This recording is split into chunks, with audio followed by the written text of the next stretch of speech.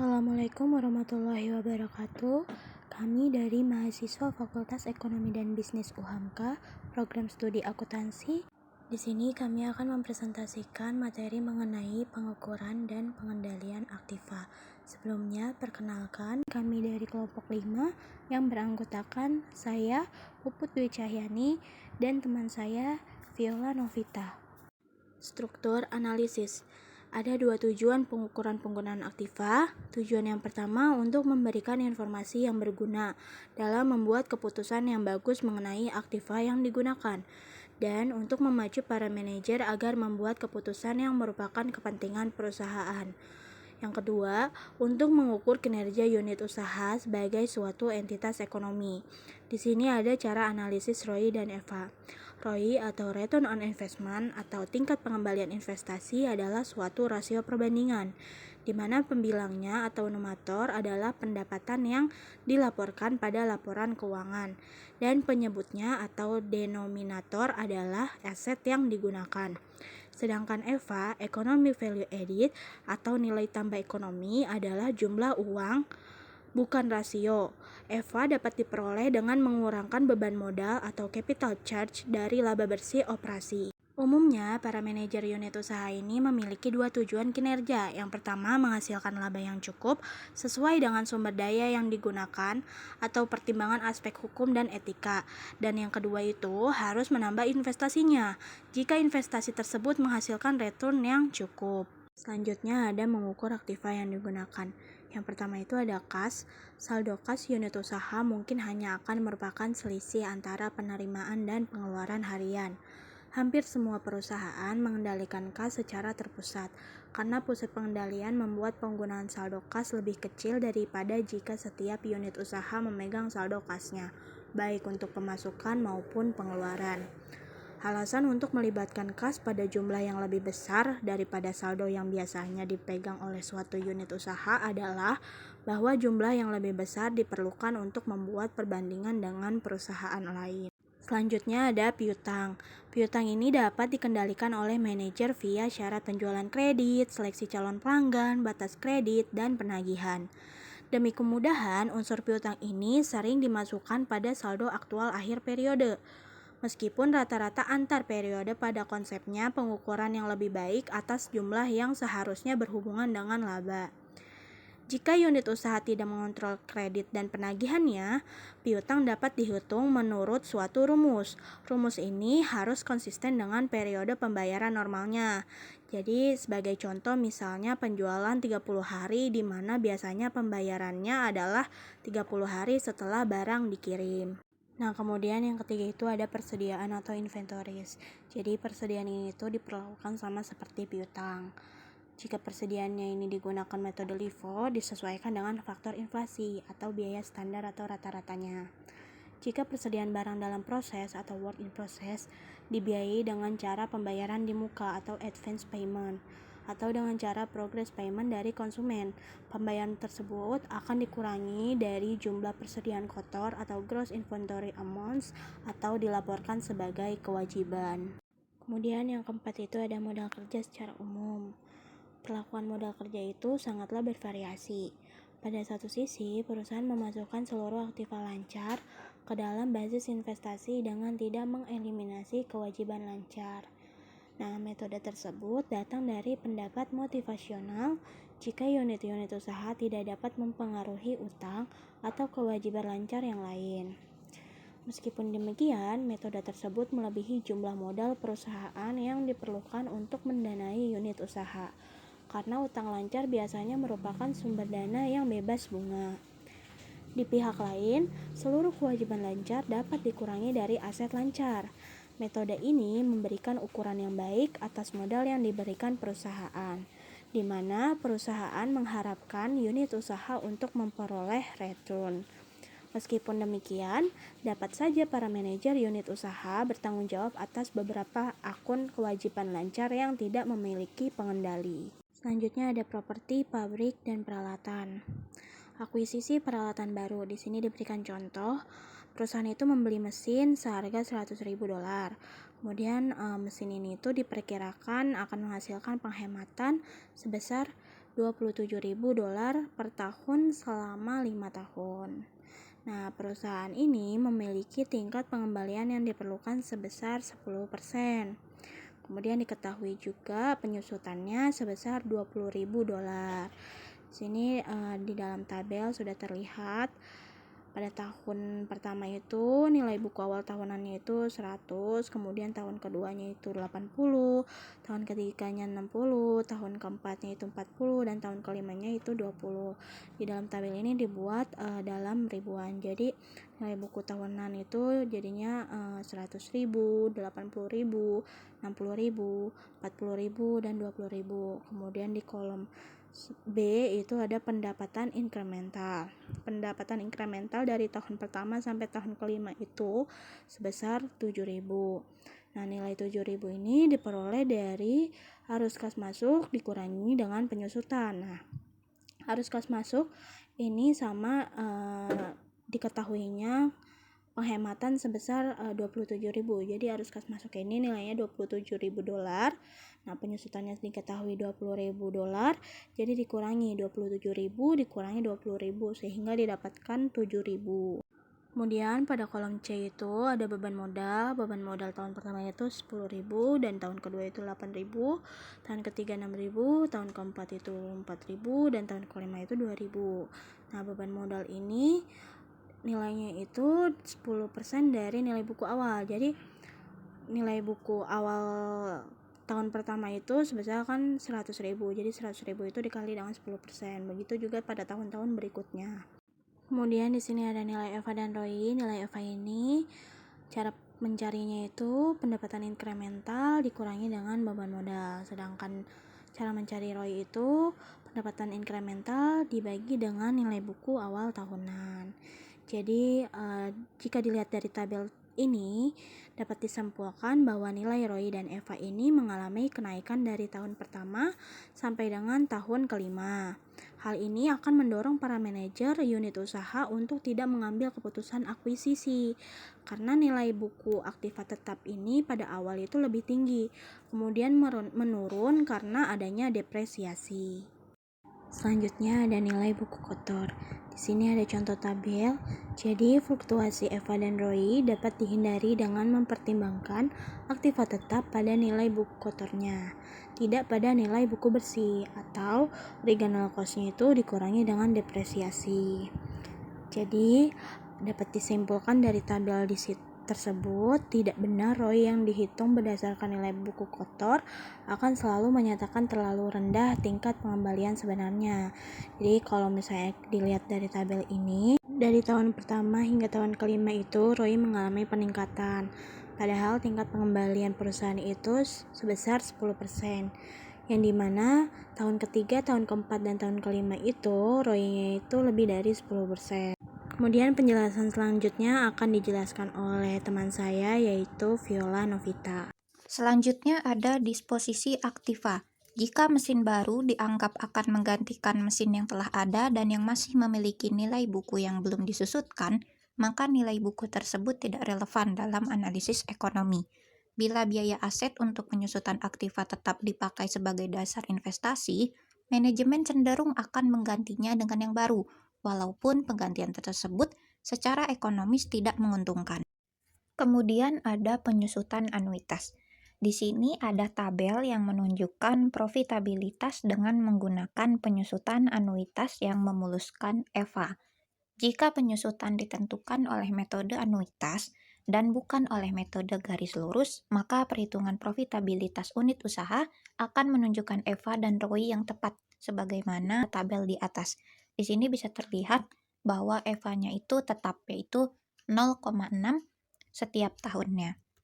Hal ini disebabkan karena metode penyusutan anuitas sesungguhnya mengaitkan pengembalian investasi yang implisit dalam perhitungan sekarang. Penyusutan anuitas merupakan kebalikan dari penyusutan yang dipercepat, di mana jumlah penyusutan tahunan adalah rendah pada tahun-tahun pertama ketika nilai investasinya masih tinggi dan meningkat setiap tahunnya seiring dengan menurunnya nilai investasi, tetapi tingkat pengembalian hasil tetap konstan. Selanjutnya, metode penilaian yang lain ada 5, Yang pertama, net book value dengan batas rendah 50%. Beberapa perusahaan menggunakan nilai buku bersih tetapi menetapkan batas bawah, biasanya 50%, sebagai biaya yang dapat dihapus. Hal ini mengurangi distorsi yang terjadi dalam unit usaha yang memiliki aktiva yang tua. Yang kedua ada current value. Perusahaan-perusahaan lain sama sekali tidak menggunakan catatan akuntansi dan menggunakan estimasi nilai sekarang atau current value dari aktiva. Perusahaan-perusahaan memperoleh jumlah tersebut dengan cara menilai aktiva secara berkala, misalnya setiap 5 tahun. Lalu yang ketiga ada penilaian kembali berkala. Yang keempat, original cost disesuaikan dengan indeks perubahan harga. Dan yang terakhir, penilaian yang dipakai perusahaan asuransi. Aset-aset yang disewa gunakan. Bila capital charge lebih besar dari rental cost, maka manajer unit cenderung untuk menyewa aktiva tetap daripada memilikinya. Dalam pusat investasi, keputusan keuangan ada di tangan perusahaan. Lalu ada aktiva yang menganggur. Jika suatu unit usaha memiliki aktiva yang menganggur atau idle asset yang dapat digunakan oleh unit lain, maka unit usaha tersebut diperbolehkan untuk mengeluarkan tersebut dari investasinya. Hal ini bertujuan untuk mendorong para manajer unit usaha guna melepas aktiva menganggur ke unit lain yang mungkin memerlukannya. Tetapi, jika aktiva tetap tersebut tidak dapat digunakan oleh unit lain, maka pemberian izin untuk menjual atau mengganti aktiva tersebut akan menimbulkan tindakan-tindakan yang disfungsional. Contohnya, hal tersebut akan mendorong manajer unit usaha untuk menganggurkan aktiva yang tidak menghasilkan tingkat pengembalian yang sama dengan target laba unit usaha. Jika tidak ada alternatif lain dari penggunaan peralatan, kontribusi apapun dari peralatan tersebut akan meningkatkan laba perusahaan. Selanjutnya ada aktiva tidak berwujud. Beberapa perusahaan cenderung melaksanakan penelitian dan pengembangan atau R&D yang intensif, dan juga cenderung fokus pada pemasaran. Ada keuntungan dalam mengkapitalisasi aktiva tidak berwujud seperti R&D dan pemasaran, serta kemudian mengamortisasinya selama masa manfaatnya. Metode tersebut akan mengubah cara para manajer unit usaha memandang pengeluaran semacam ini. Dengan menghitung aktiva semacam ini sebagai investasi jangka panjang, manajer unit usaha akan memperoleh manfaat jangka pendek yang lebih sedikit dari pengurangan atas pengeluaran untuk pos tersebut. Misalnya, jika pengeluaran R&D langsung dibebankan, maka setiap dolar dari pengurangan pengeluaran R&D merupakan tambahan dolar untuk laba sebelum pajak. Di lain pihak, jika biaya R&D dikapitalisasi, maka setiap pengurangan $1 akan mengurangi aktiva yang digunakan sebesar $1, sehingga beban modal dapat berkurang sebesar $1 dikalikan biaya modal yang hanya memiliki dampak positif yang jauh lebih kecil terhadap EVA. Lalu ada kewajiban tidak lancar. Kadang-kadang suatu unit usaha menerima modal permanennya dari kumpulan dana korporat, di mana korporat ini memperoleh dana tersebut dari pemberi pinjaman, investor modal, dan laba ditahan. Bagi unit usaha, jumlah total dari dana tersebut adalah relevan, tetapi tidak dengan sumber daya dari mana dana tersebut berasal. Meskipun demikian, dalam situasi yang tidak lazim, pendanaan suatu unit usaha mungkin saja merupakan hal yang aneh bagi unit usaha itu sendiri. Contohnya, suatu unit usaha yang membangun atau mengoperasikan suatu perumahan atau gedung kantor menggunakan proporsi yang jauh lebih besar untuk modal utang dibandingkan dengan suatu unit manufaktur atau pemasaran. Lalu ada beban modal. Tarif yang digunakan kantor korporat untuk menghitung beban modal seharusnya lebih tinggi daripada tarif korporat untuk pendanaan dengan utang. Namun, beberapa perusahaan menggunakan tarif yang lebih rendah untuk modal kerja daripada untuk aktiva tetap. Ini mencerminkan penilaian bahwa modal kerja lebih kecil resikonya daripada aset tetap, karena dananya disalurkan untuk periode yang lebih pendek. Kemudian di sini ada perbedaan antara EVA dan ROI. Yang pertama, dengan menggunakan EVA, Seluruh unit usaha memiliki sasaran laba yang sama untuk perbandingan investasi. Yang kedua, keputusan-keputusan yang meningkatkan ROI suatu pusat investasi dapat menurunkan laba keseluruhan. Yang ketiga, EVA adalah tingkat suku bunga yang berbeda dapat digunakan untuk jenis aktiva yang berbeda pula. Dan yang keempat, EVA memiliki korelasi positif yang lebih kuat terhadap perubahan-perubahan dalam nilai pasar perusahaan. Sedangkan untuk ROI, yang pertama, ROI merupakan pengukuran yang komprehensif. Yang kedua, ROI mudah dihitung, mudah dipahami, dan sangat berarti dalam pengertian absolut. Dan yang terakhir, ROI merupakan denominator yang dapat diterapkan ke setiap unit organisasi yang bertanggung jawab terhadap profitabilitas tanpa mempedulikan ukuran dan jenis usahanya.